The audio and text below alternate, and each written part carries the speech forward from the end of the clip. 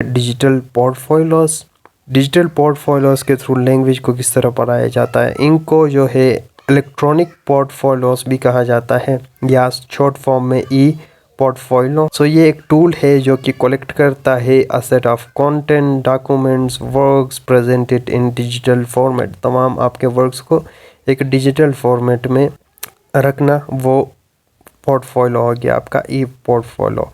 Open with the aim of ये display करता है आपके बेस्ट वर्क्स को डिजिटली, बिकॉज आजकल के जो पोर्टफोलियोज होते हैं तो वो तमाम डिजिटली होते हैं, जो आपके वर्क का, आपके अचीवमेंट का काइंड ऑफ रिवॉर्ड होता है, रिकॉर्ड होता है।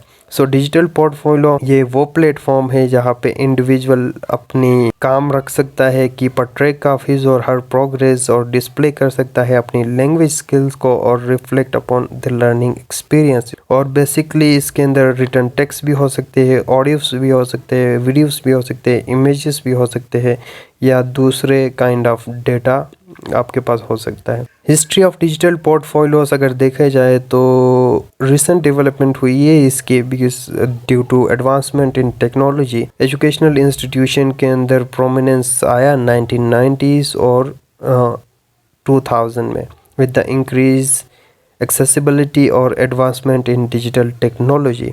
आजकल देखा जाए तो डिजिटल पोर्टफोलियोज एक इस्टेब्लिश प्रैक्टिस बन चुके हैं बहुत सारे एजुकेशनल सेटिंग के अंदर। Usage of digital portfolios for language learning के लिए किस तरह यूज़ किए जाते हैं। So there are different ways जो कि इसके थ्रू आप यूज़ कर सकते हैं इसको लैंग्वेज लर्निंग के लिए। फॉर एग्जांपल इसके अंदर पर्सनल इंफॉर्मेशन है, लैंग्वेज आर्टिफैक्ट्स है, और ये रिफ्लेक्शन है या सेल्फ असेसमेंट भी आप इसके थ्रू कर सकते हैं, और language goals and action plans और लैंग्वेज रिसोर्सेज को एक्सेस कर सकते हैं इसके थ्रू। सो ये एक वे है लैंग्वेज लर्निंग का। और मल्टीमीडिया फीचर से बहुत सारे एलिमेंट्स आपको मिलेंगे, नेविगेशन और ऑर्गेनाइजेशन है डेटा की, इंटरेक्टिव फीचर्स आपको मिलेंगे, और लैंग्वेज फीडबैक और असेसमेंट भी आपको प्रोवाइड किया जाता है। डिजिटल पोर्टफोलियोज की एग्जांपल है सीसा, गूगल साइट्स और महारा। ये कुछ पॉपुलर डिजिटल पोर्टफोलियोज की एग्जांपल है।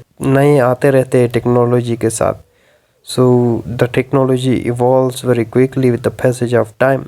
आप मल्टीपल डिजिटल पोर्टफोलियोज इंटरनेट पे आपको अवेलेबल होंगे। एडवांटेजेस देखेंगे और इसके डिसएडवांटेजेस। एडवांटेजेस ये है कि ये पर्सनलाइज होगा और रिफ्लेक्टिव लर्निंग होगी इसमें, और कंप्रिहेंसिव असेसमेंट और फीडबैक की हमने बात की थी। ये इन्हांस करता है आपकी इंगेजमेंट और मोटिवेशन को, और ये स्मूथ ट्रैक करता है डेवलपमेंट को, आपके प्रोग्रेस को ट्रैक कर सकता है, आपके रिकॉर्ड्स को कीप करता है। और डिसएडवांटेजेस ये है कि टेक्निकल चैलेंजेस आपको फेस करने पड़ते हैं, टाइम टेकिंग है, और प्राइवेसी और सिक्योरिटी कंसर्न्स भी है।